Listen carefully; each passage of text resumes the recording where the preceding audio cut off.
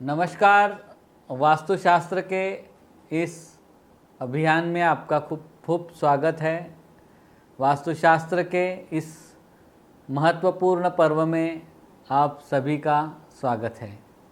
वास्तुशास्त्र ये प्राचीन शास्त्र है और पुराणों में भी इसका जिक्र हम पाते हैं। कल के आपके अभिप्राय मुझे बहुत ही अच्छे लगे। आपको जो मेरा पढ़ाने का तरीका है वो पसंद आया, ये जान के मुझे भी बहुत आनंद हुआ। ऐसे ही आगे विविध कोर्स हम लेने वाले हैं और ये सारे कोर्सेस हम आपके लिए विनामूल्य लाने वाले हैं। वास्तुशास्त्र के इस अध्ययन में हमने कल देखा कि दिशाओं के हिसाब से पूर्व के दरवाजे, उत्तर के दरवाजे, ईशान्य के दरवाजे उचित है। पश्चिम में अगर रहेंगे दरवाजे तो वायव्य कोण में उचित माने जाते हैं। उसी प्रकार से अगर दरवाज़ा दक्षिण दिशा में है तो आग्नेय कॉर्नर में दरवाज़ा उचित माना जाता है। यह हमने कल दरवाजे के बारे में जानकारी प्राप्त की। उसी प्रकार से लिविंग रूम में अगर सिटिंग अरेंजमेंट है तो वो किस प्रकार से होनी चाहिए। लिविंग रूम में सिटिंग अरेंजमेंट इस प्रकार से हो कि अगर बैठे तो आपका फेस जो है वो पूर्व दिशा में हो, उत्तर दिशा में हो या पूरब पश्चिम बैठने की व्यवस्था हो। यानी कि टीवी जो है वो पूरब दिशा में उचित माना जाता है, उत्तर दिशा में उचित माना जाता है या पश्चिम दिशा में। दक्षिण में हम फेस करके नहीं बैठते। उसी प्रकार डाइनिंग हॉल पे भी हम लोग जब भी खाना खाते हैं, भले आप ज़मीन पे बैठ के खाना खाएं या टेबल कुर्सी के ऊपर बैठ के खाना खाएं, आप हमेशा याद रखें कि बैठते समय आपका मुंह पूरब दिशा में हो या पश्चिम दिशा में हो या उत्तर दिशा में हो। खाना खाते समय दक्षिण दिशा में फेस करके कभी नहीं बैठते। तो ये सारी चीज़ें हमने कल देखी। उसी प्रकार हमने और एक चीज़ देखी कि किचन में अगर खाना बना रहे हैं आप तो आपका फेस हमेशा पूर्व दिशा में हो। आग्नेय जो कॉर्नर है, अग्नि कॉर्नर जो है वो उचित माना जाता है किचन के लिए। आग्नेय दिशा में फेस करके हम, पूरब दिशा में फेस करके हम खाना बनाएं तो उचित माना गया है। उत्तर दिशा में पानी होना चाहिए। फ्रिज या हेवी चीज़ें हैं वो हमेशा दक्षिण या पश्चिम दिशा में होनी चाहिए। ये सारी जानकारी हमने कल ली वास्तुशास्त्र के अपने इस महत्वपूर्ण पर्व में। आज हम जानेंगे बेडरूम में सिटिंग अरेंजमेंट या बेडरूम में बेड की पोजीशन कैसे होनी चाहिए। उसी प्रकार से तिजोरी की रचना कैसे होनी चाहिए। टॉयलेट बाथरूम कहाँ होना चाहिए, कैसे डायरेक्शन में होना चाहिए, कलर कॉम्बिनेशन कैसे होने चाहिए घर के, और वास्तु के अनुसार भगवान का मंदिर घर में कहाँ होना चाहिए। ये सारी जानकारी आज हम लेने वाले हैं। वास्तुशास्त्र में बेडरूम में हम जैसे सिटिंग अरेंजमेंट रखते हैं तो सिटिंग अरेंजमेंट या बेड की पोजीशन रखते हैं तो वो इस प्रकार से रखनी चाहिए कि कभी भी आपका जो बेड का पोजीशन हो, बेडरूम का पोजीशन हो, वो bedroom, master bedroom south west में होना चाहिए। बेड की पोजीशन साउथ वेस्ट में अगर बेडरूम है तो आपका सर हमेशा दक्षिण नैऋत्य स्थान में होना चाहिए। तो नंबर 1 पोजीशन है, आप कभी भी बेडरूम में सो रहे हैं तो सर दक्षिण दिशा में हो, उत्तर दिशा में आपके पैर जाए, ये नंबर 1। नंबर 2 बेस्ट पोजीशन है, पूरब में आपका सर जाए और पश्चिम में आपके पैर जाए, ये नंबर 2 बेस्ट पोजीशन है। 3rd बेस्ट पोजीशन जो है, पूर्व दिशा में आपका सर हो और पश्चिम दिशा में, पूर्व पश्चिम दिशा में आप दोनों दिशाएं आपके लिए उचित है। अगर आप थर्ड बेस्ट पोजीशन में पश्चिम में सर और पूर्व में पैर कर रहे हैं तो भी आपको चल जाएगा, परंतु दक्षिण में पैर करके हम नहीं सोते। दक्षिण दिशा में सोना, पैर करके सोना, यानी कि उत्तर में सर और दक्षिण दिशा में पैर करके सोना अनुचित माना गया है। वास्तुशास्त्र के अनुसार जो ब्लड सर्कुलेशन है, अपने शरीर में जो रक्त प्रवाह है, वो रक्त प्रवाह मैग्नेटिक पॉजिटिव पोल के तरफ, जो मैग्नेटिक पॉजिटिव पोल है वहाँ पे रक्त की नेगेटिव सेल अट्रैक्ट होती है, और रक्त की जो नेगेटिव सेल है वो मैग्नेटिक पॉजिटिव पोल की तरफ अट्रैक्ट होती है। यानी कि अगर रक्त की जो वाइट कोशिकाएं है या पेशिकाएं है वो हमेशा दक्षिण दिशा की ओर अट्रैक्ट होती है, और नेगेटिव सेल जो है वो उत्तर दिशा की ओर अट्रैक्ट होती है। अगर अपना सर अगर दक्षिण दिशा में है, दक्षिण में सर करके आप सोए हैं, तो आपके मस्तिष्क को जो पॉजिटिव सेल है, वाइट सेल है, वो ज़्यादा से ज़्यादा मिलेगी, और शरीर में जो पॉजिटिव सेल जो है वो हमें मस्तिष्क में, आँखों के लिए, अपने जो शरीर के ऊपरी अंग है उनमें हृदय से प्राप्त होने वाली शरीर की जो ऊर्जा है वो वाइट कोशिकाएं या पेशिकाएं है वो मस्तिष्क में ज़्यादा होनी चाहिए। इसलिए सर हमेशा दक्षिण में करके सोए, उत्तर में पैर करके सोए, तो आपके हेल्थ अच्छी रहेगी। हेल्थ अपने जीवन में बहुत ही महत्वपूर्ण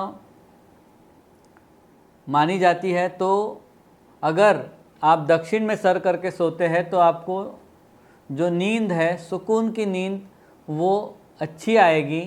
नींद अगर आपकी पूरी होती है, दक्षिण में सर करके अगर आप सोते हैं तो नींद पूरी आएगी, तो पूरी नींद आने की वजह से आपको हेल्थ को भी पॉजिटिविटी मिलेगी।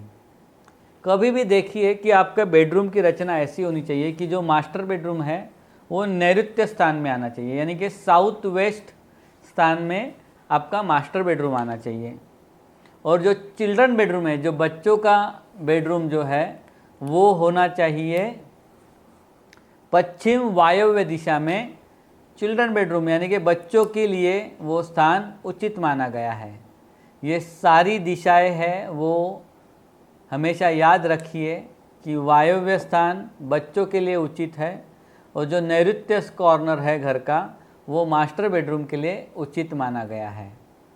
इस प्रकार से आप पूरे बेडरूम की रचना कर सकते हैं। बेडरूम में अगर मिरर आप लगा रहे हैं तो मिरर हमेशा ध्यान रखिए, मिरर के लिए, वॉल क्लॉक के लिए पूरब दिशा नंबर 1, ईस्ट दिशा में आप मिरर आप लगा सकते हैं, वॉल क्लॉक आप लगा सकते हैं। मिरर और वॉल क्लॉक आप उत्तर दिशा में भी लगा सकते हैं, वो सेकंड बेस्ट पोजीशन है। नंबर 3 बेस्ट पोजीशन है वो पश्चिम है, तो पश्चिम में भी आप मिरर या वॉल क्लॉक आप लगा सकते हैं। सो नंबर 1 पोजीशन पूरब दिशा में वॉल क्लॉक लगाना या मिरर लगाना। नंबर 2 बेस्ट पोजीशन जो है वो उत्तर दिशा में मिरर या वॉल क्लॉक लगाना। नंबर 3 बेस्ट पोजीशन है वो पश्चिम दिशा में मिरर या वॉल क्लॉक लगाया जाता है। मिरर कभी भी दक्षिण दिशा में नहीं लगाया जाता। मिरर दक्षिण दिशा में अनुचित माना गया है। मिरर कभी भी बेड के सामने, अगर आप सो रहे हैं उसके सामने नहीं आता। अपना मिरर इमेज देख के आप ना सोए। अगर मिरर और इमेज देख के हम लोग अगर सो रहे हैं तो हमें बैड ड्रीम्स यानी कि रात के समय सपने आ सकते हैं जिसे हमें तकलीफ़ होती है। तो अगर हमें मिरर जो है वो बेड के सामने अगर रहेगा तो उसे कवर करके रखना चाहिए। मिरर पूरब में अच्छा, उत्तर में अच्छा, पश्चिम में अच्छा, पर मिरर दक्षिण में उचित नहीं माना जाता है।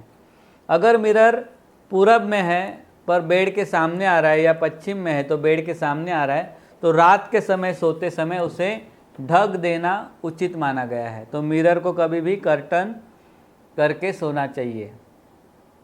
वैसे ही लक्ष्मी आप कहाँ रख सकते हैं? लक्ष्मी संचयित करने के लिए उचित जगह कहाँ पे है? देखिए, अगर मैं आपको मिलता हूँ स्टेशन पे और अगर आपको कहता हूँ कि अरे सर, ये आपके 5000 रुपीज़ आपके देने थे, ये ले लीजिए, या मैडम आपके 5000 रुपीज़ देने थे, ये ले लीजिए, तो आपको, अगर मैं स्टेशन पे मिलता हूँ तो शायद आप मुझे पहचान रहे तो शायद वो गिन के ना ले।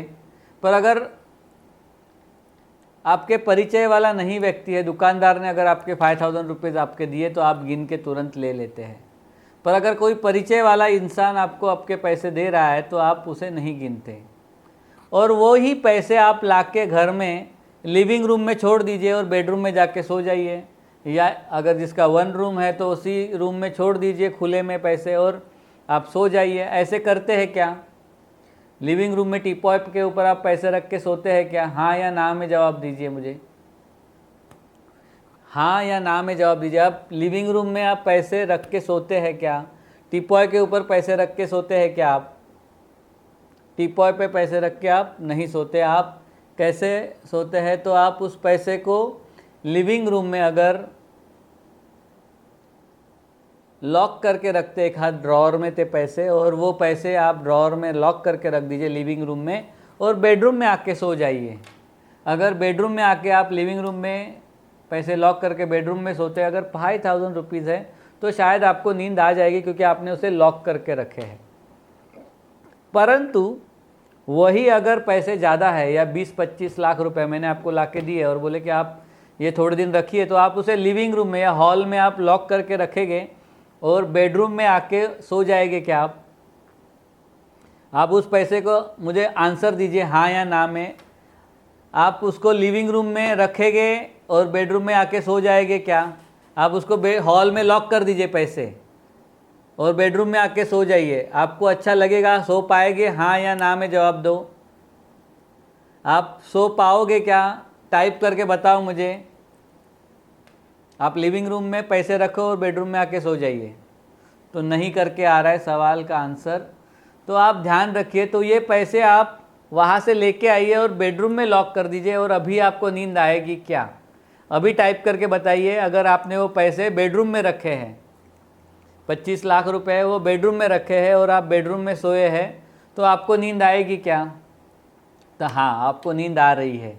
यानी कि पैसे जितने हमसे दूर जाते हैं उतनी नींद उड़ाते हैं, पैसे जितने करीब आते हैं उतनी नींद आती है। तो याद रखिए, लक्ष्मी हमेशा स्थिर होनी चाहिए, वो बेडरूम में स्थिर होती है। अगर आपके पैसे ज़्यादा है, आपका सोने से भरा हुआ एक आधा वेयर हाउस है, गोडाउन है, उसके ऊपर सिक्योरिटी गार्ड रखना है आपको, तो 2 जन इंटरव्यू के लिए आए। एक जन आया एकदम शाहरुख खान जैसा गोरा, एकदम चिकना, ऐसा गोरा जैसा ऐसा आदमी इंटरव्यू के लिए आया, और दूसरा आदमी जो आया वो आया गब्बर सिंह जैसा, ऐसा पहलवान, हट्टा कट्टा। तो आपको आपके सोने से भरे हुए गोडाउन के ऊपर आपको सिक्योरिटी गार्ड रखना है, तो आप शाहरुख खान जैसे दुबले पतले इंसान को रखोगे या गब्बर सिंह जैसे हट्टे कट्टे इंसान को सिक्योरिटी गार्ड करके आप अपने गोडाउन के ऊपर रखने चाहते हैं? आप टाइप करके बताएं, शाहरुख खान को रखोगे या गब्बर सिंह जैसे हट्टे कट्टे इंसान को रखोगे? सभी जन टाइप करके बताइए मुझे, टाइप करके बताइए आप किसको रखना चाहते हैं, कि हट्टे कट्टे इंसान को, गब्बर सिंह को, या शाहरुख खान को? तो सभी जन कह रहे हैं कि शाहरुख खान को नहीं, गब्बर सिंह को रखेंगे अपने पैसे के ऊपर सिक्योरिटी गार्ड। यानी कि भगवान ने भी वैसे ही किया। भगवान ने क्या किया कि जैसे स्ट्रांग जो देवता है शनि को उसके सिक्योरिटी के लिए रखा, दक्षिण दिशा जो है शनि यम देवता की है, कुबेर तो स्थान है उत्तर की मध्य दिशा में, लक्ष्मी वहाँ से आगमनित होती है और नैऋत्य में आके रुकती है। तो नैऋत्य जो स्थान है वो रुकने का स्थान है। तो तिजोरी जो होती है वो हमेशा नैऋत्य स्थान में की जाती है, घर के नैऋत्य स्थान में, यानी कि बेडरूम के नैऋत्य स्थान में हम तिजोरी को स्थिर करते हैं, लक्ष्मी को स्थिर करते हैं। तो पैसा हमेशा बेडरूम में अगर रखना है, बेडरूम में तिजोरी अगर रखनी है, तो नैऋत्य स्थान में तिजोरी में पैसा रखा जाता है। वहाँ पे लक्ष्मी संचयित होती है, स्थिर होती है, वृद्धि होती है, यानी कि बढ़ती है, बढ़ोतरी होती है उसकी। तो इस प्रकार से हम लक्ष्मी को बेडरूम में नैऋत्य स्थान में रखते हैं वहाँ पे तिजोरी रखी जाती है। कभी भी पैसा आप पानी के साथ रखते हैं तो पानी की तरह बहता है। अगर पैसे को आप अग्नि के साथ रखोगे तो जल जाएगा। तो इसीलिए ध्यान रखिए, कभी भी तिजोरी के ऊपर या आसपास पानी ना रखें या अग्नि ना रखें। अगर लक्ष्मी आपको स्थिर करनी है तो तिजोरी के आसपास पानी ना रखें या अग्नि की जो ज्वाला है वो तिजोरी के आसपास ना हो, इसका ध्यान रखें। तो ये दोनों चीज़ें, आग और पानी, लक्ष्मी को आग जलाती है और लक्ष्मी को आग के द्वारा आप नुकसान देते हैं और पानी जो है वो बहा ले जाती है। तो हमेशा याद रखिए, लक्ष्मी ऐसी जगह रखिए जहाँ पे वो स्थिर हो, सिक्योर हो। वो जो जगह है वो साउथ वेस्ट हो। तिजोरी का जो ओपनिंग होता है वो उत्तर दिशा के ओर नंबर 1 माना जाता है। दक्षिण वॉल में अगर आप तिजोरी रखते हैं, दक्षिण वॉल पे आप अगर तिजोरी रखते हैं तो वो हमेशा उत्तर दिशा की ओर खुलनी चाहिए। तिजोरी दक्षिण में रख के उत्तर दिशा में खुलनी चाहिए। तिजोरी पश्चिम में रख के पूरब में खुलती है तो भी चलता है, कोई इशू नहीं है। पर नंबर 1 जो स्थान है, दक्षिण में तिजोरी रखिए और उत्तर में उसको खुलना चाहिए। उत्तर में फेस होना चाहिए तिजोरी का, वो सबसे उचित माना गया है। और पूरब में फेस नंबर 2 है। तो इस प्रकार से हम तिजोरी की रचना करते हैं। अभी हम आगे शनि महाराज अपने जीवन में वास्तुशास्त्र के अनुसार क्या क्या प्रभाव या क्या लाइफ में इम्पोर्टेंसी रखते हैं, ये सारी चीज़ें देखने वाले हैं। शनि महाराज हमारे जीवन में बहुत ही प्रभाव रखते हैं। शनि की 2 पत्नियां जो है, एक जो बड़ी पत्नी है वो साढ़े साती माता कहते हैं उसे, और पनौती माता कहते हैं। शनि की 2 पत्नियां हैं, साढ़े साती माता और पनौती माता। ये दोनों पत्नियां अपने जीवन में अपना प्रभाव रखती है। इन दोनों के ही प्रभाव से अपने जीवन में संकट आना या ना आना ये तय होता है। शनि की जब भी दृष्टि हमारे जीवन में होती है, हम बहुत ही अलग दौर से गुज़रते हैं। ऐसे समझिए कि आप कोर्ट में हैं, और अगर आप कोर्ट में हैं तो आप एकदम आवाज़ ना किए हुए शांत बैठना पड़ता है। अगर आप रास्ते से कहीं चल रहे हैं और वहाँ पे किसी के साथ झगड़ा हो गया और आपने वहीं पे उसको कान के नीचे एक बजा दी, तो उसके ऊपर आपको शायद ही कोई एक्शन मिलेगी। वो झगड़ा आगे बढ़ेगा, झगड़ा उधर निपट जाएगा, आप अपने घर चले जाएंगे, वो उसके घर चले जाएगा। परंतु यही चीज़ अगर आप कोर्ट में करते हैं तो कोर्ट में उसके ऊपर तुरंत एक्शन ली जाती है, और शनि महाराज किसी गलती को हल्के में नहीं लेते। शनि का कैसे होता है, जब भी आप शनि के आधिपत्य के नीचे हैं, शनि महाराज आपके ऊपर उसकी दृष्टि रखे हुए हैं, तो उस समय अगर समझिए कि आप एक आध ऑफिस में काम कर रहे हैं, उस ऑफिस में अगर बच्चे हैं या लोग हैं या बहुत सारे लोग हैं, उनके बीच में आप सबसे अच्छा परफॉर्म कर रहे हैं, तो आपका जो बॉस है आपको हर रोज़ आके कहेगा कि देखिए इनके जैसा काम कीजिए, देखिए इनके जैसा काम करके आप तरक्की पा सकते हैं, देखिए ये जो है प्रवीण जो है, ये प्रवीण बहुत अच्छी तरीके से काम कर रहा है, या प्रवीण को देखिए कि ये काम कैसे कर रहा है। ऐसा हर रोज़ आपका बॉस आके आपकी तारीफ़ करेगा। अगर आपकी तारीफ़ हो रही है हर लोगों के सामने, 10 साल 15 साल अगर आपकी तारीफ़ हर रोज़ हो रही है, और एक दिन अगर वही बॉस अगर आके आपको बोल देगा कि अरे प्रवीण, तुझे थोड़ी तो अक्ल है क्या, अरे तुझे थोड़ा तो समझता है क्या कि आप क्या कर रहे हो, कैसे बिहेव कर रहे हो, आपको ये गलत काम नहीं करना चाहिए, या आपको ये अक्ल है क्या। अगर सभी लोगों के सामने आपके बॉस ने आके आपकी अक्ल निकाल दी, आपको अगर डांट दिया सभी लोगों के सामने, तो आपको क्या याद रहेगा। जो 10 साल से तारीफ सुनते आ रहे हैं बॉस के तरफ से, बॉस 10 साल से आपकी तारीफ कर रहा है, वो आपको याद रहेगा, या एक दिन आपकी गलती निकाली, आपको डांट दिया सबके सामने, वो याद रहेगा? आप टाइप करके बताइए मैसेज में, आपको क्या याद रहेगा? आपको आपकी गलती के ऊपर डांट खाना याद रहेगा रिटायरमेंट के समय, या हर रोज़ जो बॉस ने आपकी तारीफ की वो याद रहेगी? तो बराबर है, ये शनि महाराज जो आपको स्क्रीन के ऊपर आप दिख रहे हैं, तो वो जो शनि महाराजा का ये जो तस्वीर है आप स्क्रीन के ऊपर देख रहे हैं, उन्हीं के आशीर्वाद से ये चीज़ें होती है। जो ये शनि महाराज है वो अपने जीवन में एक अनन्य साधारण महत्व रखते हैं। शनि की 7.5 जब भी होती है तभी आपके घर होते हैं, घर बनते हैं। बहुत जनों को शनि महाराज ही ताकत देता है कि आप आपके घर का जो कर्ज है, ऋण है, वो आप चुकाएं। शनि महाराज ही आपको ताकत देगा कि आपको आपके ऋण चुकाने के लिए आपको व्यवसाय में वृद्धि भी शनि महाराज ही देते हैं।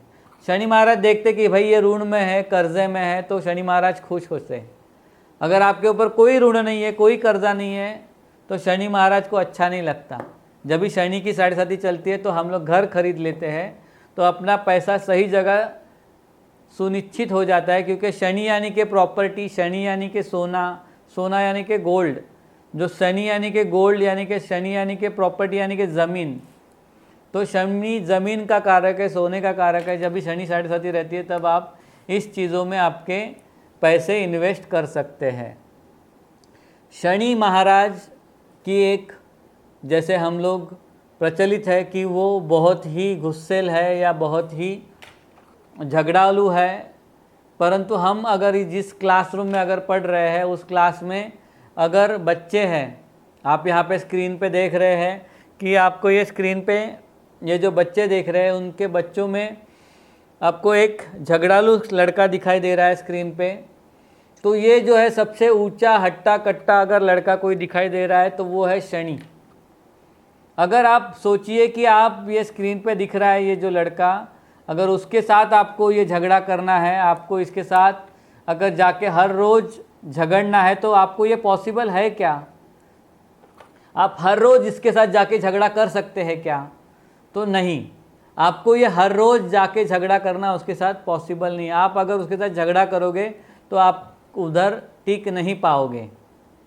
तो शनि का जो महत्व है ये है कि शनि जो है वो बहुत झगड़ालू है, परंतु अगर आप उसके साथ हर रोज़ झगड़ा करोगे तो आपका निभाव नहीं लगेगा, यानी कि आप शनि से झगड़ा हर रोज़ करके टिक नहीं पाओगे। तो फिर क्या कर सकते हैं? तो शनि से बहुत दोस्ती कर लो। अगर शनि से आप बहुत हर रोज़ जाके उस क्लासरूम में अगर 40 बच्चे हैं तो उसमें अगर शनि है तो सिर्फ शनि के साथ घूमो, शनि के साथ उठो बैठो, शनि के साथ ही रहो। अगर आप शनि के साथ कंटिन्यूसली रहना शुरू करोगे तो लोग भी आपको शनि जैसा कहना स्टार्ट कर देंगे कि ये भी शनि जैसा है, ये भी शनि जैसा ही बिहेव करता है, ये भी शनि का ही दोस्त है, ये शनि का ही आदमी है, ये शनि का ही पर्सन है। तो आपको क्या करेंगे? वो शनि जैसा ही सोचने लगेंगे। तो आप एक काम कीजिए, शनि से ज़्यादा दोस्ती करोगे तो भी आप फंसने ही वाले हो, क्योंकि आपको भी लोग शनि जैसा ही कहेंगे। फिर अगर शनि को हम लोग टालना स्टार्ट करते हैं, शनि को हम लोग अगर दूर करना स्टार्ट करते हैं, अगर शनि यहाँ से आएगा तो हम लोग यहाँ से निकल जाएंगे, शनि अगर सामने से आ रहा है तो हम लोग रास्ता क्रॉस कर लेंगे, शनि अगर बेंच पे फर्स्ट बेंच पे बैठा है तो मैं लास्ट बेंच पे जाके बैठूंगा, शनि अगर लास्ट बेंच पे बैठा है तो मैं आगे जाके बैठ जाऊँगा। तो क्लासरूम में शनि से मैं दूरी बनाए रखूँगा। तो फिर शनि देखेंगे कि अरे भाई ये मैं आ रहा हूँ तो ये हमेशा भाग रहा है, मैं इधर से आ रहा हूँ ये इधर जा रहा है, मैं इधर से आ रहा हूँ तो ये आदमी इधर जा रहा है, तो ये क्या हो क्या रहा है? तो शनि क्या करेंगे? शनि महाराज आपके ऊपर और दृष्टि रखेंगे, शनि महाराज आपके ऊपर ध्यान रखेंगे कि ये लड़का क्या कर रहा है, ये लड़का क्यों जा रहा है, ये क्यों लड़का इधर भाग रहा है, ये लड़का क्यों हमेशा इस तरफ जा रहा है। तो आपको ये चलेगा क्या? शनि अगर आपके ऊपर ज़्यादा दृष्टि रखेगा तो आपको पसंद आएगा? शनि की दृष्टि अगर आपके ऊपर ज़्यादा रहेगी तो आप सर्वाइव कर पाओगे? नहीं। शनि ने अगर आपके ऊपर ज़्यादा दृष्टि रखी तो आप सर्वाइव नहीं कर पाओगे। यानी कि शनि के प्रकोप से बचने के लिए आपने उसके साथ झगड़ा किया तो भी आप प्रॉब्लम में आओगे। शनि के साथ आपने ज़्यादा दोस्ती की तो भी आप लोगों को शनि जैसे लगने लगोगे। अगर शनि के साथ हम लोग ने दूरी बनाई रखी तो शनि ज़्यादा अपने ऊपर दृष्टि रखेगा कि क्यों भाग रहे भाई ये। तो ये तीनों चीज़ें अगर फेल हो रही है तो फिर आप क्या करोगे? अगर ये तीनों चीज़ें आपको फेल हो रही है तो फिर आप वास्तु के जो ये स्टडी है पर शनि वास्तु बनने के लिए, अपना घर बनने के लिए बहुत इम्पोर्टेंस रखता है। तो फिर आप क्या करोगे? अगर शनि को सिर्फ आप हाय हेलो करके है उस क्लासरूम में, अरे शनि महाराज किधर थे, 2-3 दिन से दिखाई नहीं दिए, अरे शनि जी आपने आज टिफ़िन नहीं लाया, ये लो मेरे में से 2 लड्डू आप ले लो, मेरे माँ ने भेजा है। तो अगर आप शनि को हाय हेलो करके, अरे मैं तेरी माँ कैसी है, मेरी माँ तुझे याद कर रही थी 2-3 दिनों से, कहा था चल पढ़ाई तो ठीक ठाक चल रही है ना, इतने हाय हेलो करके अगर मैं उससे हाय हेलो बना के दूरी न बनाते हुए सिर्फ हाय हेलो करके रखा हुआ हूँ, तो सोचिए अगर क्लासरूम में 40 बच्चे हैं, उसमें से 35 स्टूडेंट यानी कि 35 बच्चे मुझसे झगड़ा कर रहे हैं, मैं अकेला हूँ और ये 35 है, मेरे से झगड़ा हो रहा है, मेरे से झगड़ा कर रहे हैं और मैं अकेला हूँ और मेरे से झगड़ा कर रहे हैं, तो सोचिए कि क्या हालत होगी मेरी। और समझिए कि अगर 35 से मैं अकेला झगड़ा कर रहा हूँ और वहाँ से अगर शनि महाराज जा रहे हैं, तो सोचिए शनि महाराज किसकी साइड लेंगे या किसके पक्ष में बात करेंगे। तो आपको क्या लगता है, शनि महाराज ये 35 लोगों की साइड लेंगे कि या अकेले की साइड लेंगे? शनि महाराज से मैं हाय हेलो करके, अरे खाना खाया क्या तूने, अरे किधर है, 2-3 दिन से दिखाई नहीं, मैं हाय हेलो करके हूँ। तो आप सोचिए कि शनि महाराज, आप बताइए टाइप करके मुझे कि शनि महाराज किसकी साइड लेंगे। आप टाइप करके बताइए, फट करके जल्दी जल्दी मुझे बताइए कि आप टाइप करके शनि महाराज किसकी साइड लेंगे, ये 35 स्टूडेंट की साइड लेंगे कि या मैं अकेले की साइड लूँगा, क्योंकि मैं हाय हेलो करके हूँ शनि महाराज से। जल्दी बताइए, 35 स्टूडेंट की साइड लेंगे शनि महाराज या मेरी साइड लेंगे? जल्दी टाइप करके बताइए। बहुत जन कह रहे हैं कि शनि महाराज जो है मेरे पक्ष में खड़े रहेंगे, मेरी साइड लेंगे। यानी कि शनि महाराज कभी भी आपको नीचे गिरने नहीं देते अगर आप उनसे हाय हेलो करके उनके साथ पहचान बनाए हुए हैं।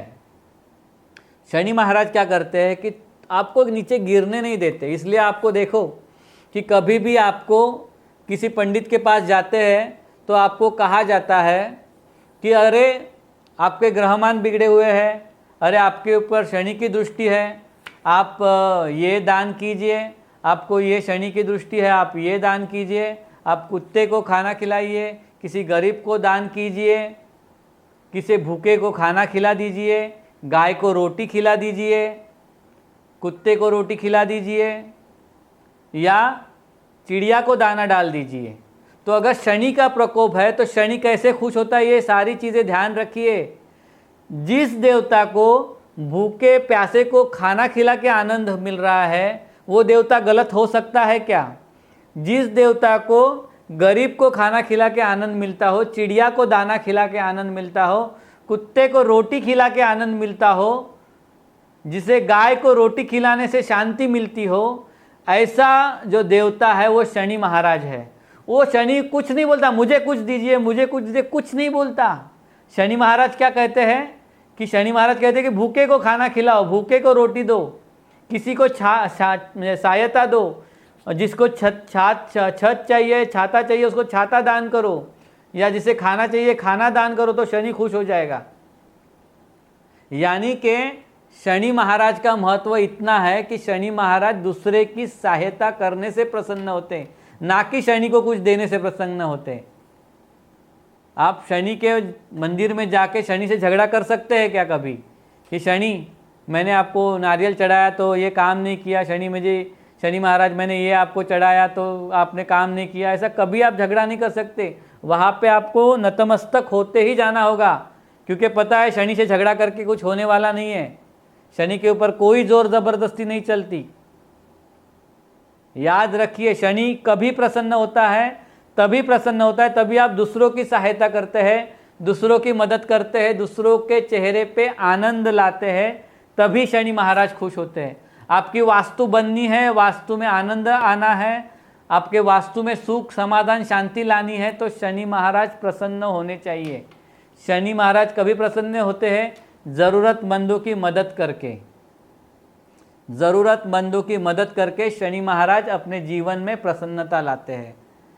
वास्तुशास्त्र में भी हम आगे जाके विविध क्वेश्चन आंसर भी लेने वाले हैं। आपके जो क्वेश्चंस है उसके आंसर भी हम देने वाले हैं वास्तुशास्त्र में आगे हम देखेंगे कि मेरा जो जीवन प्रवास है वास्तुशास्त्र के दौरान कैसे हुआ, वो आपको मैं अभी बता रहा हूँ। वास्तुशास्त्र में मेरा जीवन प्रवास, वास्तुशास्त्र में मैंने मथुरा में गोल्ड मेडल लिया है, त्र्यंबकेश्वर में मैंने गोल्ड मेडल लिया है, पूना डिस्ट्रिक्ट में मैंने गोल्ड मेडल लिया है, और केरला में मैंने वास्तुशास्त्र में गोल्ड मेडल लिया है।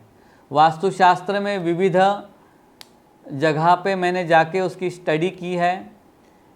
इंटरनेशनल लेवल पे मैंने मॉरिशस में ऑल ओवर वर्ल्ड की एग्ज़ाम थी, वो टॉप की है। लंदन में मैंने best designer of the year award लिया है। जर्मनी में best tarot card reader award लिया है। देन लंदन में मैंने बेस्ट पामिस्ट का अवार्ड लिया है। देन यहाँ पे मॉरिशस में ऑल ओवर वर्ल्ड की एग्ज़ाम मैंने टॉप की। उसके बाद मुझे मॉरिशस के प्राइम मिनिस्टर ने प्रेसिडेंट हाउस में बेस्ट वास्तु कंसल्टेंट करके अवार्ड लिया है। मैं वास्तु रिलेटेड कुछ पेंटिंग्स निकालता हूँ, तो वास्तु रिलेटेड कुछ मेरी पेंटिंग्स है जहाँ पे मैं कैलीग्राफी करता हूँ, कैलीग्राफी आर्टिस्ट हूँ, वास्तु रिलेटेड ही पेंटिंग्स निकालता हूँ। उसमें हम जो आप जेमस्टोन्स कहते हैं, यानी कि ये जो रत्न आप कहते हैं, उसकी हम लोग उसके अंदर उसकी पाउडर हम लोग कलर में मिक्स करके उस कलर को एनर्जेटिक करते हैं और उससे हम लोग वास्तु रिलेटेड कुछ चित्र बनाते हैं। तो मेरी एक आर्ट गैलरी एक लंदन में है और एक जर्मनी में है। तो लंदन की आर्ट गैलरी जो है वो मेरी मॉरिशस के प्राइम मिनिस्टर ने ओपन की थी, वहाँ पे मेरी जो आर्ट गैलरी है वास्तुशास्त्र की। जो जर्मनी की आर्ट गैलरी है वो बुर्ज खलीफा के ओनर और उनके साथ कई सेलिब्रिटी उनके साथ वहाँ पे आ चुके हैं। उसी प्रकार से मेरी जो अंधेरी की जो आर्ट गैलरी है वास्तुशास्त्र की जो पेंटिंग की, वो बिग बी यानी कि अमिताभ बच्चन जी ने और स्मिता ठाकरे जी ने खुद अपने हाथों से वो रिबिन कटिंग सेरेमनी की थी। वहाँ पे मीन्स जो मुझे मान सम्मान मिला, ये जो आप स्क्रीन पे देख रहे हैं, वो अमिताभ बच्चन और स्मिता ठाकरे जी मेरी गैलरी ओपन करते हुए। उसी के साथ यहाँ पे आप नेक्स्ट स्क्रीन पे देख रहे हैं, यहाँ पे ये जो बच्चन सर जो है वो मेरी गैलरी में और स्मिता ठाकरे जी के साथ हमारी गैलरी में आप देख रहे हैं। उसी के साथ यहाँ पे आप देख सकते हैं कि केबीसी के मैक्सिमम सेट मैंने वास्तुशास्त्र के हिसाब से डिज़ाइन किए। कौन बनेगा करोड़पति के सेट में इस फोटो में आप देखोगे कि बच्चन साहब मेरे साथ फ़ोटो सेशन कर रहे हैं। तो ये मेरे लिए बहुत ही भाग्य की बात है कि श्री अमिताभ बच्चन जी की हमारे साथ आके हमें इतनी इम्पोर्टेंसी दे कि मेरे साथ फ़ोटो शेयर करे या मेरे साथ फ़ोटो ले। तो इतना मान सम्मान उनके पास से प्राप्त करने से हम बहुत ही प्रसन्न हुए हैं और उनके आशीर्वाद से ही हम इतने आगे तरक्की कर पाए हैं। आगे आप देख सकते हैं कि ये जो मेरी लंदन की आर्ट गैलरी है जहाँ पे आप मेरे पेंटिंग्स देख सकते हैं, ये मेरी लंदन की आर्ट गैलरी है। वहाँ पे मेरा ये कला शास्त्र करके ब्रांड है।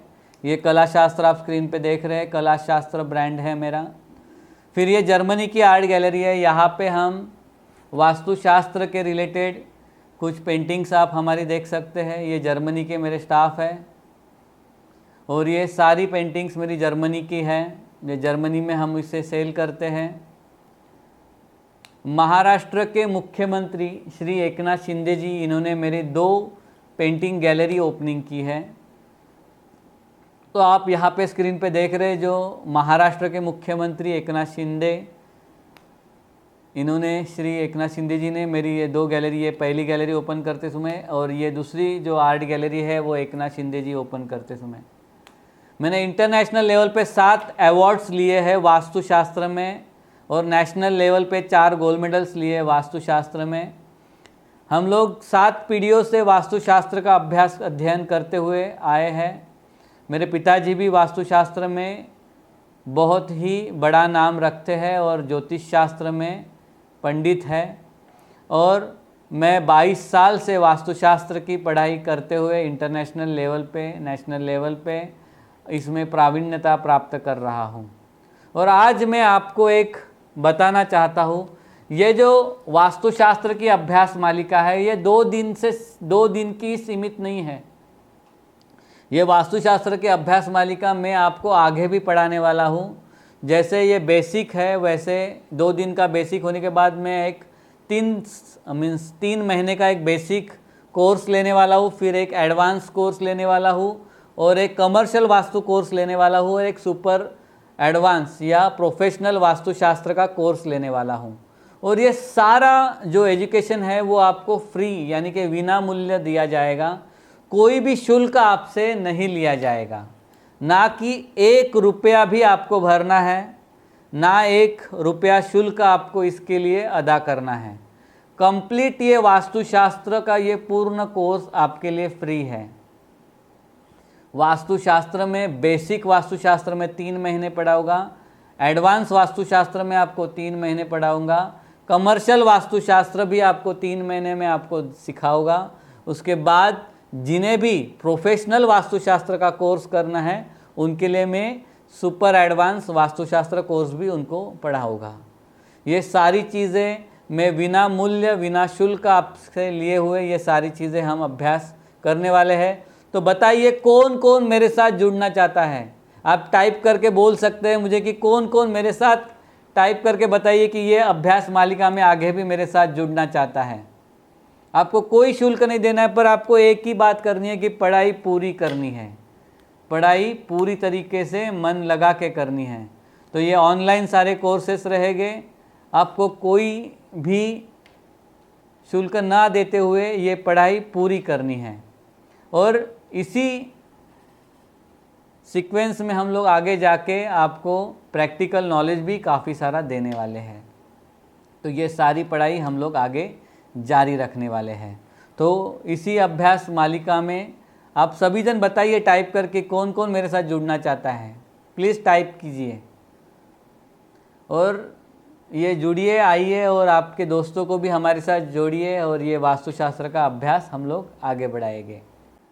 हमारे घर में सुख समाधान शांति हमेशा बनाए रखने के लिए हमें भगवान का भी स्थान उचित रखना होता है। भगवान का स्थान हमेशा हम ईशान्य स्थान में रखते हैं। ईशान कॉर्नर जो है भगवान का वो सबसे ऊंचा माना गया है। ईशान्य स्थान में हम भगवान की पूजा करते समय अपना फेस जो है वो पूरब दिशा में होना चाहिए, भगवान का फेस पश्चिम दिशा में होना चाहिए। हम जब भी हाथ जोड़ के भगवान के सामने नतमस्तक होते हैं तभी हमारा फेस कभी भी उगते हुए सूरज की तरफ होना चाहिए और ईशान्य कॉर्नर में भगवान को स्थापित करना चाहिए। जो भगवान का मंदिर होता है वो हमेशा अपने शोल्डर हाइट पे रखना चाहिए, यानी कि आपके आई लेवल पे भगवान की मूर्ति आ सके। भगवान को अगर आप बैठ के पूजा कर रहे हैं तो 1.25 फीट हाइट पे आप भगवान की स्थापना कर सकते हैं। भगवान के मंदिर की जो रचनाएं होती है या मंदिर जो होता है वो लकड़े का सबसे उचित माना जाता है, या संगमरवर पत्थर का आप मंदिर भी ला सकते हैं। कभी भी मंदिर में आप एक चीज़ ध्यान रखिए कि ऊंचा कलश ज़्यादा नहीं होना चाहिए। जो कलश होता है, घुमट जो होता है, वो ज़्यादा ऊंचा नहीं होना चाहिए। जितना ऊंचा हो वो उतना अपने लिए अच्छा नहीं माना जाता है, क्योंकि जो घुमट है या मंदिर की जो ऊंचाइयाँ है वो मंदिर जो घर के बाहर हम लोग जहाँ पे मन्नत मांगते हैं वहाँ पे ज़्यादा ऊंचा घुमट या मंदिर के ऊपर का जो कलश होता है वो ज़्यादा ऊंचा बनाया जाता है, ना कि घर में जो मंदिर होते हैं उसका। उसी प्रकार से मंदिर को अगर दरवाज़ा हो तो 2 दरवाजे का खुलना हुआ होना चाहिए, ना कि सिंगल डोर का होना चाहिए। अगर भगवान की मूर्ति आप मंदिर में रख रहे हैं, उसकी साइज़ कौन सी होनी चाहिए, उसका मेटल या किस पदार्थ से या किस चीज़ से वो मूर्ति बननी चाहिए।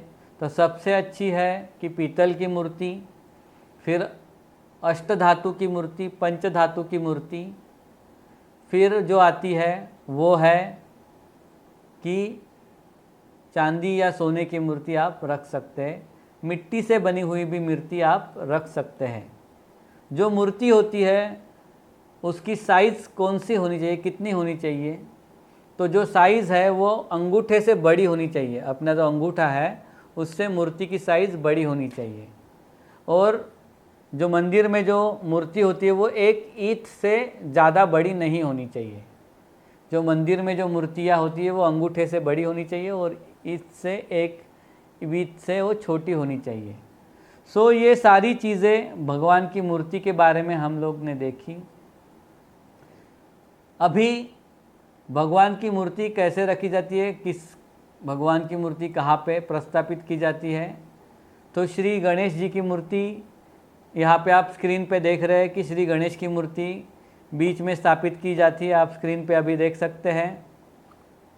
उसके बाद गणपति के राइट हैंड साइड लक्ष्मी की मूर्ति और लेफ्ट हैंड साइड अन्नपूर्णा माता की मूर्ति स्थापित की जाती है। शिव शंकर शंभो की जो मूर्ति है या उसकी जो शिवलिंग है वो ईशान्य स्थान में गुरु और शिवलिंग का स्थान होता है, गुरु का स्थान भी ईशान्य में ही होता है। वैसे ही आग्नेय स्थान में मंदिर के आग्नेय कोने में कुल देवता और इष्ट देवता का आप स्थान रख सकते हैं। अगर मैंने आपको क्वेश्चन किया कि आपके सामने में क्या रखूँ, आपके सामने में पानी रखूँ क्या, आपके सामने में अग्नि रखूँ क्या, या आपके सामने में भोजन की थाली रखूँ, तो आप किस चीज़ को आप पसंद करोगे। तो अगर मैंने 3 ऑप्शन दिया है कि आपके सामने थाली रखूँ क्या, आपके सामने पानी रखूँ क्या, या आपके सामने दिया रखूँ, आप चलिए आप मुझे टाइप करके बताइए आप क्या पसंद करेंगे। आपके सामने क्या रखूँ, भोजन की थाली रखूँ, दिया रखूँ या पानी का ग्लास रखूँ। तो आप बताइए मुझे मैं क्या रखूँ आपके सामने। धन्यवाद, सभी जन ने सिलेक्ट किया है कि आप अपने सामने भोजन की थाली पसंद करेंगे। तो वैसे ही भगवान के सामने भोजन की थाली की जगह होनी चाहिए। उसी के साथ आप जो है आग्नेय दिशा में, मंदिर के आग्नेय दिशा में दिया रखते हैं और मंदिर के ईशान्य कॉर्नर में प्रभु के लिए पानी जल का सुविधा आप कर सकते हैं। अगर कलश रखना है वो भी ईशान्य कॉर्नर में आता है। इस प्रकार से आप मंदिर की रचना कर सकते हैं। ये सारी चीज़ें आप मंदिर में प्रस्थापित करके आप अपने भगवान को प्रसन्न कर सकते हैं। आप शंख का भी प्रयोग कर सकते हैं। शंख का पानी अगर रखा है तो उत्तर दिशा में प्रवाहित जल होना चाहिए।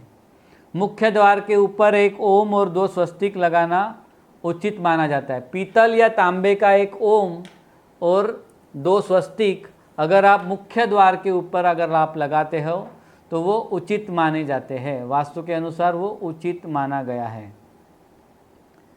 भगवान को अगर मंदिर आप रख रहे तो उसके नीचे आप भगवान के मंदिर को हम लोग कभी टांग के नहीं रखते, उसको नीचे आप सपोर्ट देते हैं।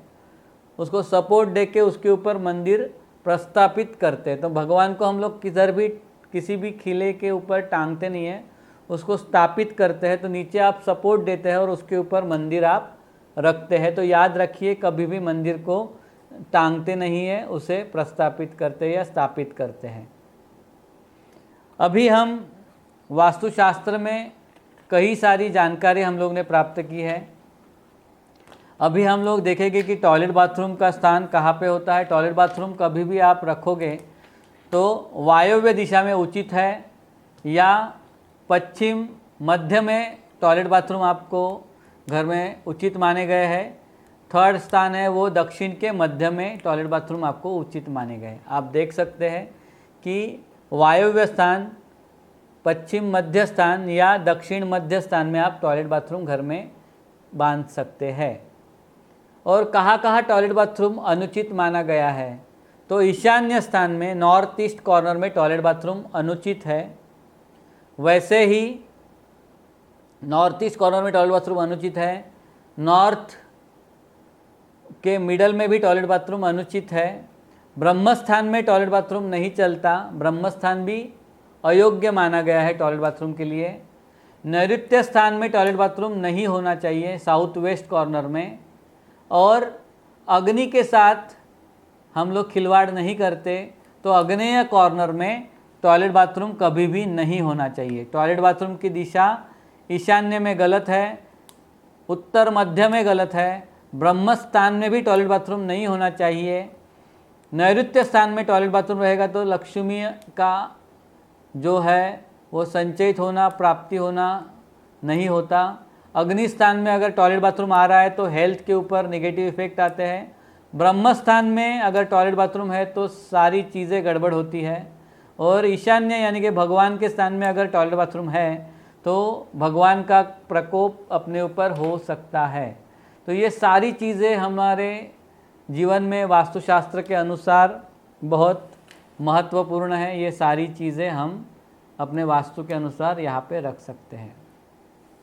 अभी हम जानकारी लेंगे सारी ये वास्तुशास्त्र के अनुसार चीज़ों की, परंतु उसमें एक चीज़ है कि एक चिड़िया की एक छोटी सी कहानी है जो मैं आपको कहना चाहता हूँ कि वास्तुशास्त्र अगर आपको सीखना है, ये सारी चीज़ें आपको अगर सीखनी है तो उसमें ये चिड़िया की कहानी भी आपको सीखनी ज़रूरी है। एक चिड़िया थी, इस चिड़िया की जो कहानी है वो बुढ़ा होगा तेरा बाप, ये पिक्चर के अंदर अमिताभ बच्चन जी ने ये कहानी बताई है। तो श्री अमिताभ बच्चन जी के पिक्चर से ये ली गई है। एक चिड़िया होती है, वो आकाश में उड़ना चाहती है, आकाश के तरफ देखती है और आकाश में ऊंची ऊंची ऊंची ऊंचाइयों पे उड़ना चाहती है। अपने पंख पसारते हुए वो आकाश में उड़ने लगती है। उसे बहुत आनंद आता है। धीरे धीरे और ऊंचाइयों पे निकलने जाती है और ऊंचाइयाँ करते करते करते करते उसे लगता है कि मैं और ऊंची उड़ सकती हूँ। तो वो जो आकाश में जो बादल होते हैं उस बादलों के पार जाना चाहती है। तो बादलों के पार जाके चिड़िया बहुत ही ठंड महसूस करने लगती है। तो आप देख सकते हैं कि चिड़िया को ठंड लगने के वजह से चिड़िया ज़मीन के ऊपर आके गिरने लगती है और ज़मीन पे आके गिर जाती है। चिड़िया ज़मीन के ऊपर आके गिर जाती है, वो मौत का इंतज़ार करते हुए होती है। उसे लगता है कि अभी मैं नहीं ज़िंदा बचूंगी। उतने में वहाँ से एक भैंस जाती रहती है। वो काली भैंस उसके ऊपर दीर्घशंखा कर देती है। दीर्घशंखा यानी कि गोबर डाल देती है। तो उस गोबर के गर्माहट से उस चिड़िया को थोड़ा अच्छा लगने लगता है। चिड़िया उस गोबर से सर बाहर निकालती है और गाना गाती है, आपड़ी पोड़ पोड़ पोड़। साउथ इंडियन गाना है, पर चिड़िया गाती है आपड़ी पोड़ पोड़। चिड़िया यो गाना गाती है सर निकाल के बाहर और वो कीचड़ से बाहर निकलने की कोशिश करती है। उतने में वहाँ से एक बिल्ली जाती है। उस बिल्ली को उस चिड़िया की बहुत दया आती है। उस बिल्ली को लगता है कि चिड़िया इस कीचड़ से कैसे निकलेगी। वो बिल्ली उस चिड़िया को हाथ देती है, कीचड़ से बाहर निकलती है, पानी में स्नान करवाती है, साफ पानी में धोती है और उसे अच्छे से सुखाती है और उसके बाद खा जाती है। चिड़िया की मदद करने के लिए बिल्ली आगे आती है, चिड़िया को सुखाती है, धोती है और फिर खा जाती है। कहानी खत्म, कहानी खत्म। पर इस कहानी में भी एक कहानी है। अगर आपके पंख अगर चिड़िया के हैं तो आपकी ऊंचाइयाँ बहुत सीमित है। अगर आपके पंख चिड़िया के हैं, आपका अगर स्टडी जो है छोटी सी स्टडी करके आप सोच रहे कि मैं वास्तु तज्ञ बन जाऊगी या बन जाऊँगा, तो आपकी ये गैर समझ है। आपको स्टडी इतनी करनी चाहिए कि आपकी ऊंचाइयाँ कितने भी आए, आपको उस ऊंचाइयों का खौफ ना रहे। आपके पंख जो है चिड़िया के नहीं, आपके पंख जो है वो गरुड़ पंख होने चाहिए, बाज के पंख होने चाहिए।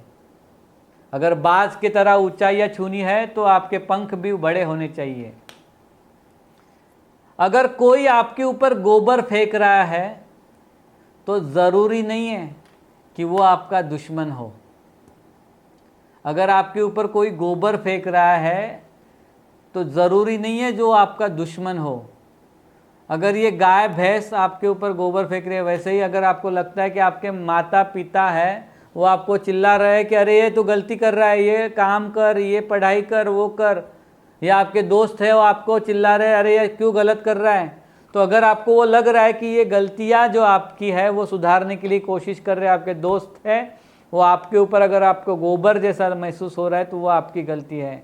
अगर कोई आपके ऊपर गोबर फेंक रहा है तो वो आपको सुधारने के लिए, ना कि आपको बिगाड़ने के लिए। तो आपको अगर सुधारना है, आपको जीवन में आगे बढ़ना है, तो इस चीज़ को पॉजिटिवली लेना पड़े। और अगर कोई आप कीचड़ में फंसे हैं और आपको मदद करने के लिए हाथ फैला रहा है, अगर वो आपका दुश्मन है तो ध्यान रखिए, दुश्मन कभी भी अपना फितरत से नहीं जाता है, वो आपको पलट के काटने ही वाला है। तो दुश्मन के साथ हाथ मिलाने से कभी किसी का फायदा नहीं होता है, दुश्मन के साथ हाथ मिलाने से आपका नुकसान ही होगा, ध्यान रखिए। आपको कोई दुश्मन अगर पैसा देगा तो उसका ब्याज वसूलेगा, आपकी गर्दन दबाएगा। जब आपको असली ज़रूरत होगी तो आपके पीछे वो आपके पीठ पीछे आपके ऊपर छुरा घुपैस देगा। यानी कि ध्यान रखिए कि दुश्मन ने मिलाया हुआ हाथ कभी भी अच्छा नहीं होता। दुश्मन को ये बता दो दुश्मनी है क्या। अगर दोस्ती की है तो पूरी निभाओ, शिद्दत से निभाओ। अगर दुश्मन ने दुश्मनी की है तो दुश्मन को ये बता दो दुश्मनी है क्या, उससे आगे बढ़ने। कीचड़ में आप पड़े हैं, फंसे हैं, तो खुद अपने हाथ पैर मारिए कि कीचड़ से बाहर निकले। खुद अपने उस परिस्थिति में विजय प्राप्त कीजिए। खुद खुद को ऊंचा उठाइए कि आप उस कीचड़ से बाहर निकल सके। वास्तुशास्त्र का भी अभ्यास कीजिए तो गरुड़ जैसा कीजिए, बाज जैसा कीजिए। आपकी नज़र भी बाज जैसी होनी चाहिए, आपकी जो पंख की फैलावट है वो बाज जैसी होनी चाहिए, आपकी पढ़ाई भी बाज जैसी होनी चाहिए। तो आप बताइए कौन कौन चिड़िया बनना चाहता है और कौन कौन बाज जैसा उड़ना चाहता है, कौन कौन गरुड़ जैसा उड़ना चाहता है, बाज जैसा उड़ना चाहता है। बताइए, टाइप करके बताइए मुझे, कौन चिड़िया बनना चाहता है, कौन बाज बनना चाहता है। किसी को आकाश में गरुड़ झेप लेनी है, गरुड़ की ऊंचाइयाँ, गिद्ध के नहीं पर गरुड़ की जो ऊंचाइयाँ है, बाज की जो ऊंचाइयाँ है, वो कौन कौन लेना चाहता है।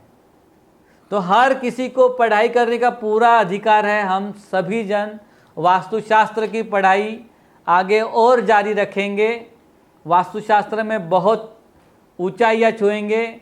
ऐसे ही और विविध उपक्रम हम वास्तुशास्त्र में आपके लिए लाने वाले हैं।